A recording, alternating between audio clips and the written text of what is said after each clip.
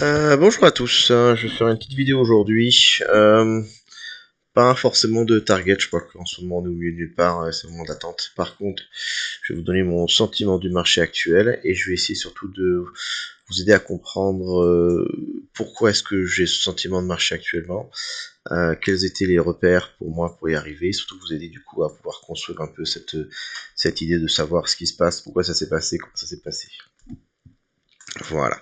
Donc, on revient un petit peu en arrière, hein, toujours, on commence par zoomer. Grosse consolidation, cassure, du coup avec la cassure il y a une grosse consolidation amplitude, et actuellement on a un ralentissement. Si on regarde en daily, on est toujours haussier, puisque si vous regardez, on a une structure haussière. Voilà, pour l'instant, en daily, tout va bien. Ok. On a des signes de ralentissement, certes, mais on est toujours haussier. On vient ici en 4 heures. En 4 heures, même constat. Haussier. Alors ici, pour la première fois, on a fait un point plus bas. Par contre, ça c'est vrai. Et haussier. Et là, à partir de cette zone ici, on est un peu différent. On a fait un point plus bas ici, on a fait un point plus haut. Et actuellement, on fait des points plus bas et des points plus hauts. Donc on est en compression. On est passé d'une phase haussière, c'est important, à une phase de range. Une phase de range, c'est une phase dans laquelle ne se succèdent pas des points plus hauts ou des points plus bas. Et dans cette phase de range, on est en compression. Il faut comprendre que les ranges servent au marché à pouvoir faire plusieurs choses. Épurer le marché en liquidant les surplus de gens qui sont haussiers ou baissiers, les shorts et les longues, mais aussi construire des liquidités qui seront un point d'appui pour les mouvements ultérieurs. Voilà, c'est ça qu'on va voir dans le détail. Donc par exemple, on a eu ce gros mouvement de volatilité qui est arrivé ici. Ok. Il faut comprendre que donc on avait une chose très très importante, on avait eu une poussée, voilà, avec un ralentissement. Après cette poussée, on a une phase ici de consolidation, dans lequel le prix a commencé d'abord par retracer, puisqu'on a eu du mal à pousser, maintenant la poussée se faisait relativement faible par rapport à ce qu'on a eu avant. Donc on a eu besoin un petit peu d'aller rechercher de l'acheteur. L'acheteur il n'est pas ici, hein. L'acheteur il est plutôt par là. Donc le prix redescend, il ne redescend pas pour liquider, soit les gens sont là, manipulation et tout, non. On a besoin que les gens qui ont acheté, ils ont besoin de prendre des profits, ils ont besoin de vendre. Et en redescendant, on vient rechercher l'acheteur. Donc ça, c'est quelque chose qui est nécessaire, surtout après une grosse impulsion. Les gens qui ont de l'argent, les gens qui sont intelligents, les gens qui gagnent de l'argent, ils vont pas acheter quelque chose et puis le garder pendant 3 ans en se disant c'est bon, tout va bien, je vais faire un 1000%, rien à faire quoi. Non, non, non, on sécurise, on prend des profits. Donc ça, c'était nécessaire. Une fois qu'on a fait ça, le range a continué et on a une structure qui était très intéressante. On a créé de la liquidité, mais on l'a pas créé n'importe où, on l'a créé en haut. Liquidité, c'est tous ceux qui étaient ici, ceux qui ont vendu ici, ils étaient depuis, alors vendus, plutôt on va dire pareil sur les dérivés, lorsque je parie ici à la baisse, je suis en profit, ceux qui sont là sont en profit, ceux qui sont là sont en profit, ceux qui sont là sont en profit. Lorsque si le prix dépasse ces zones-là, ça veut dire deux choses. Un, ceux qui avaient ouvert des positions ici ne sont plus en train de les défendre, puisqu'ils n'ont pas réouvert de position. C'est déjà un signe de faiblesse des vendeurs. Et deux, si jamais il leur restait un petit peu, imaginons que ça a descendu, qu'ils ont clôturé 20%, 20%, 20%, s'il leur restait 20 ou 40% de leur position qui est ouverte, lorsqu'on arrive ici, ils n'ont pas envie d'être dans le rouge, hein. S'ils gagnent de l'argent, c'est bien parce qu'ils n'ont pas de négatif. Ils vont du coup clôturer leur position, c'est le stop loss. Je clôture ma position là où je suis rentré, et donc ça, ce sont des ordres d'achat. Alors, ils ne sont pas aussi importants que ce qui a été ouvert, mais il reste. Et cette construction-là nous crée ici ce qu'on appelle une poche de liquidité qui peut servir à deux choses. Et j'insiste bien qu'elle peut servir à deux choses. Un, vous savez qu'elle va servir. Ça, c'est une chose. Le marché, ça, c'est une cible pour lui. Il va aller là-dedans. Il peut se passer deux choses. Premièrement, j'ai une poche de liquidité. Ok. Je vais à l'intérieur. Si jamais dans cette poche, ici je la traverse et que je renverse. Donc ici, lorsque je suis venu casser tout ça, les gens qui avaient shorté, du coup ils sont sortis, c'était un ordre d'achat. Donc il y a des gens qui ont acheté ici.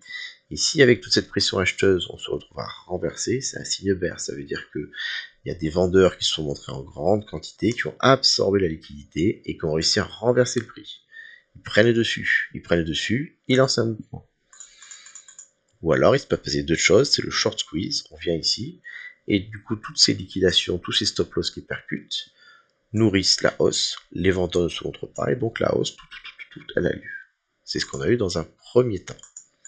Dans un premier temps ici, donc, lorsqu'on était arrivé au niveau qui était le niveau le plus important, qui était celui-ci qui était là, voilà, on a eu une petite poussée ici, mais à partir de là, boum, violence. Violence parce que liquidité, liquidité, liquidité, ça s'accumule, ça s'additionne et ça part. Par contre, on en avait parlé ici, ok, on a fait un point plus haut, pas très haut finalement, sur une phase pourtant très rapide, et depuis le prix n'arrivait pas à évoluer. Donc ça pour moi c'était un signe négatif. Quand on a du mal à pousser, j'avais expliqué que le sportif, quand on fait un gros effort et qu'on va pas très loin, bah c'est quand même qu'on est bien fatigué. Et donc derrière, qu'est-ce qui s'est passé? Une fois que tout ça n'a pas réussi à pousser, on est reparti à la baisse. Tous ceux qui étaient ici, qui avaient acheté ici en disant c'est bon, on a passé les 100 000, bravo, tac tac tac, ils sont en rouge, ils sortent, pression vendeuse, et c'est là qu'on a notre grosse mèche de liquidation. La plupart du temps, il y a des gros mouvements comme ça, il y a un volume de malade, etc. Ok, soit, excusez-moi, oui, bouton. Les gens ont dit oui, c'est de la liquidation, c'est de la manipulation, c'est horrible. Techniquement, on peut l'imaginer que ça va se produire. Parce que le volume ici est important, donc beaucoup de volume piégé, beaucoup de levier. Dès qu'on baisse, dès qu'on a franchi une certaine étape, une certaine baisse suffisante, hein, tant que je suis là, ça va, quand je suis là, ça va. Une fois que j'ai cassé la structure, accélération et liquidation qui se déclenche. Et dans un marché comme on a actuellement très volatile, il y a beaucoup de leviers. Vous regardez un peu les vidéos sur YouTube, les gens sont là, et j'ai ouvert une position avec je sais pas combien de millions. Si vous regardez bien, c'est du levier x10 et tout, on vient chercher la liquidation. Tous ceux qui ont une position par là après les 100 000 en disant c'est bon, on va à 200, on a liquidé. Tous ceux qui avaient un levier supérieur à 10, et même un levier x8, est parti sur Bitcoin. Si c'était des altcoins, avec du moins 20%, levier x5, bye. Chiffre psychologique. Voilà. Ça, je passe rapidement dessus. Par contre, une fois qu'on est là, le marché là est en attente. On s'est pris une grosse volatilité et les gens ne savent pas trop ce qui se passe. Ça y est, c'est bon, c'est bottom, on est reparti, on va faire un ATH et tout. Ce qu'il faut comprendre, deux principes. Premier principe, l'order book, c'est-à-dire toutes les ordres qui sont en attente. Ici, l'order book, c'est fait, on appelle ça fait défoncer. Le prix est monté, le prix est descendu. Tous les ordres qui étaient en attente depuis un jour, 3 jours, une semaine, un mois, un an, ont été percutés et ils sont passés. Donc ceux qui voulaient acheter ont acheté, ceux qui voulaient vendre ont vendu, les stop loss sont partis et tout ça. À partir de là, dans un premier temps, surtout quand c'est très rapide, le marché peut facilement bouger dans un sens ou dans l'autre, avec peu de difficulté. Regardez ici le volume. Il est relativement faible, et pourtant on bouge pas mal, parce que comme l'order book est pété, et ben c'est assez facile de bouger à l'intérieur. Et on peut imaginer dans cette phase-là que c'est un peu contradictoire, mais à la fois on peut bouger facilement sur cette zone-là, qui est ici, et en même temps, on va avoir énormément de mal à casser en haut ou à casser en bas. Parce que autant ici les ordres ont été bouffés, autant là où ici ils sont toujours en attente, et ici ils sont toujours en attente. Donc facile de bouger à l'intérieur, mais ça coince. Moi je donnerai un petit peu l'exemple. Imaginons une route, voilà, il y avait de la neige. Là, la voiture elle est passée, elle a créé donc du coup une grande route. La voiture est passée, avant il y avait la neige, on pouvait passer à pied, on a du mal. La voiture, on a un gros camion qui est passé dans notre route, et ici là, la neige a été dégagée. Et puis c'est le marché, l'argent continue à arriver, il commence à neiger. Et comprendre une liquidité, c'est que ensuite, pour pouvoir rebouger, le marché a besoin de recréer de la liquidité. Et comment est-ce qu'il va faire ça? Et ben, il va pousser la neige sur les côtés. Je suis ici, je suis venu là, je vais pousser la neige. J'ai créé un petit tas ici de liquidité. Ok, je suis revenu de la route, j'ai bougé un petit peu, j'ai repoussé, et on voit ici, je suis allé un peu moins loin. Et j'ai refait un petit tas de neige en haut, et ensuite j'ai commencé à créer des tas de neige vers le bas. Ça fait vos ornières. Ici, les gens peuvent passer à pied, mais à droite et à gauche, vous avez des tas de neige qui s'accumulent, etc. Ces tas, ils ont deux effets, comme on l'a parlé juste avant, à la fois de résistance et à la fois de possible accélération. Résistance, parce que vous voyez bien qu'on est en compression. Donc quand vous avez un tas de neige, ben, quand vous amenez, vous avez votre route qui était ici, d'abord vous avez amené un tas de neige, puis quand vous arrivez avec votre pelle, vous n'allez pas mettre votre tas de neige ici, c'est compliqué, vous n'allez pas le mettre là, c'est pas évident, vous allez le mettre juste devant ici. Et puis devant. et puis devant. Et puis on crée l'ornière. On peut pas aller plus loin après, on met devant, regardez, devant, devant. Là c'est mieux de la route. Plus ça va, plus on se rapproche. Par contre, votre personne qui travaille, une fois qu'elle a fait son tas de neige, plus ça va, ça se réduit, mais à un moment donné, vous savez que si jamais elle fait l'effort d'aller au-dessus, ça devient très facile pour elle de traverser. Et quand elle traverse, généralement, elle va pouvoir facilement accélérer, descendre la pente, glisser et aller loin. Ben voilà, c'est ce qui s'est passé ici, je reviens dessus. Ok, j'avais ma route. J'ai créé des tas de neige sur le côté, de plus en plus proche parce que c'était difficile. Et lorsque je suis venu à franchir mon ornière, à franchir la bosse, derrière, accélération. Voilà, je ne sais pas si c'est clair, mais il faut comprendre ces notions de liquidité pour pouvoir ensuite comprendre que le marché a besoin de temps et qu'il construit quelque chose. Par rapport à ça, nous, en tant que traders, on se pose la question. Actuellement, où sont les liquidités et où est-ce que le marché a envie d'aller? Donc mes liquidités, je peux les matérialiser assez simplement avec des outils. Moi, c'est l'outil horizontal ici. Voilà. Liquidité. Et on peut, comme ça, marquer tous nos points qui sont intacts depuis le sommet. Ok, on peut le faire si on veut. Et vous allez voir que là, on a quand même pas mal de petits tas qui ont été créés et qui existent. Et actuellement, vous voyez que celui-ci là est en train de se faire avaler. Je ne peux plus le mettre. Là, on est bouffé. Par-dessous, voici où est-ce qu'on en est. Ici. Bien joué. Ici. Ici.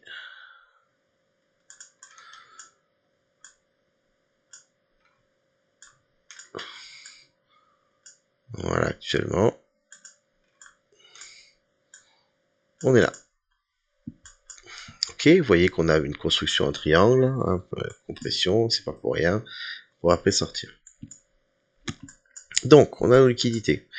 On sait que les pousser dans un premier temps c'est difficile, mais après si on arrive à les franchir, ça accélère.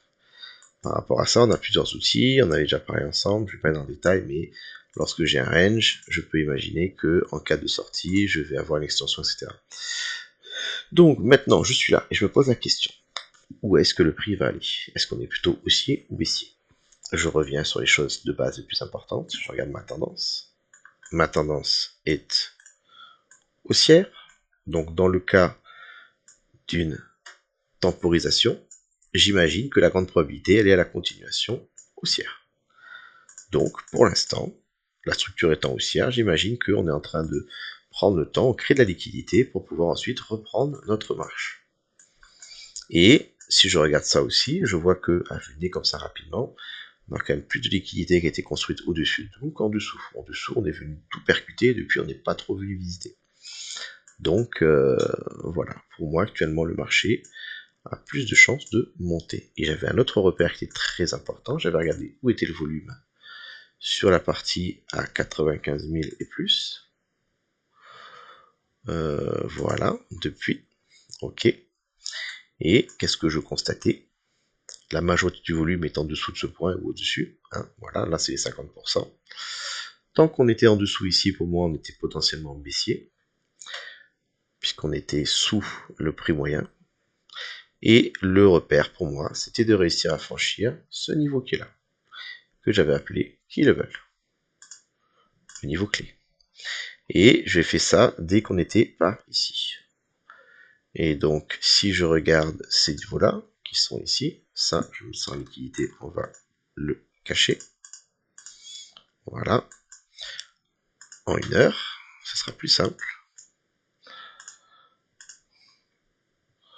On est venu, on a tout pété avec la mèche des 15%, on est venu prendre ce liquidité qui était là, le marché va pas venir nulle part.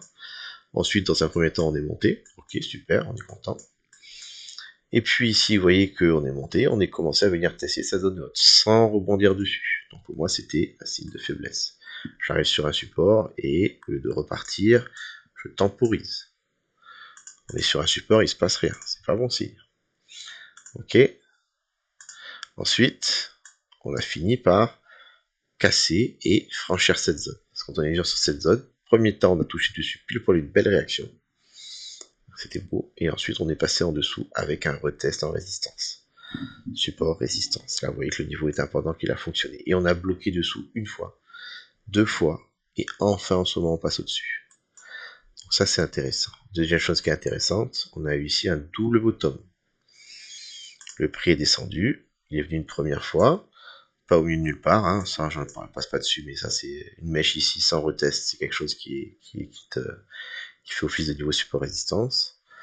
Ici on avait la zone basse du volume, on est venu, on a bloqué, vous voyez que ça a été payé, les acheteurs sont rentrés, c'est monté très vite, c'est pour ça qu'on n'a pas de corps de bougie.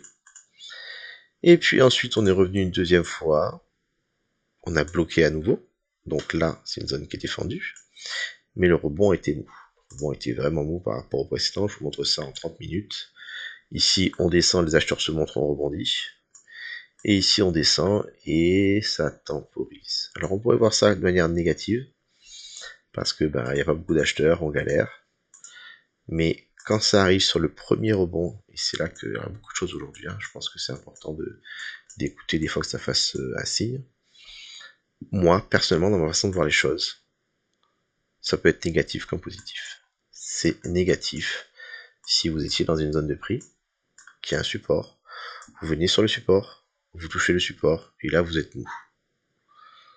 Voilà, typiquement ça c'est un signe que il n'y a pas eu beaucoup d'échanges sur le support, la réaction n'est pas très forte sur la première touche. Pour moi ça veut dire qu'on va mourir doucement, revenir, et qu'on risque de finir par péter. Ok, je vais vous donner un exemple qu'on a eu tout simplement ici. Je suis venu ici, j'ai franchi, je suis venu sur le support, touche, molle, on temporise, et on finit par péter. Donc quand sur la première touche du support, le rebond est mou, c'est pas bon. Par contre, quand vous arrivez sur un support, première touche réaction, mais les vendeurs n'ont pas abandonné, ils en ont profité du coup pour réouvrir parce que vraiment ils étaient là, on revient. À la deuxième touche, si on commence à être mou, qu'est-ce que ça veut dire? Ça veut dire que sur cette zone-là, les vendeurs sont peu présents. Ok, il y a de l'absorption, et lorsqu'on revient commencer à partir assez mollement après une deuxième touche, moi je vois ça comme le marché abandonné, il y a une sorte de petite capitulation, on n'y croit plus trop, et souvent, c'est là qu'on arrive enfin à partir de la zone de prix et à passer au-dessus. Il faut savoir que lorsque un marché est trop de vie à l'intérieur, qu'il y a trop de gens qui gagnent, généralement, quand les gens ont acheté un niveau, le marché aime bien venir le retester pour sortir tous ceux qui avaient acheté et pour gagner de l'argent. Pour que le marché gagne de l'argent, il faut que les gens en perdent. Donc s'ils ont ouvert des positions ici, on vient créer de la peur, on les sort. Voilà. Et là, les acheteurs, ils ont été violents. Là, les acheteurs, ils ont été violents. Et ben, on vient les défoncer, on les fait sortir. Et une fois qu'ils sont sortis, qu'ils n'ont plus envie de rentrer parce qu'ils ont eu mal, et ben, on renvoie mollement, mais sûrement. Voilà. Actuellement, on est au-dessus de la zone de volume. Et donc, j'imagine que c'était le bottom et qu'on est parti. Donc, résumé, parce qu'on est quand même sur une vidéo assez longue de 18 minutes. Il y en a qui ont survécu jusque-là, bravo à vous. Ce que je voulais dire aujourd'hui, notre range a évolué. Actuellement, on a de la liquidité qui s'est créée au-dessus de nous, qui me fait dire qu'à un moment donné ou un autre, on va venir péter ce niveau à la hausse pour venir faire une impulsion. Voilà. Donc moi, pour du moyen terme, c'est ce que j'attends. Localement, par rapport à ces structures-là, j'imagine que la probabilité est plus forte actuellement à ce qu'on ait une continuation aussi dans un premier temps. Parce qu'on est en train de travailler cette zone de milieu de volume et qu'on a eu un double bottom. Donc ça m'intéresse. Et la notion à retenir, c'est la notion de liquidité. Les liquidités, le range servent à créer des liquidités. Et une fois que ces liquidités ont été créées, on peut venir créer un mouvement avec assez peu de volume, puisqu'on va utiliser liquidation pour monter, et non pas juste l'argent sonnant et trébuchant. Et actuellement, pour moi, c'est ce qu'on a. On est en train de poser un range pour créer de la liquidité et pouvoir faire une sortie. Forcément, on va y avoir une sortie dans un sens comme dans l'autre. À moi de deviner où est la plus grande probabilité de sortie par rapport à ce que je vois. Et moi, je vois que on attend dans le sens du marché en haut et assez peu en bas. Et si on a ça ici, on n'a rien avant, on n'a rien après. C'est quand même pas super intéressant pour le marché d'aller chercher les deux couillons qui sont ici, alors que là il y en a 1, 2, 3, 4, 5 qui attendent gentiment qu'on vienne leur péter la tête. Voilà, j'espère que cette vidéo vous a plu. Rien de plus pour l'instant en termes de cible, mais en tout cas en termes de marché, c'est ce que je vois. Est-ce qu'on va sortir tout de suite dans la nuit? Je ne sais pas. Demain, dans une semaine, je ne sais pas non plus. En tout cas, voilà. Moi, je veux qu'on reste au-dessus de ça pour continuer à monter.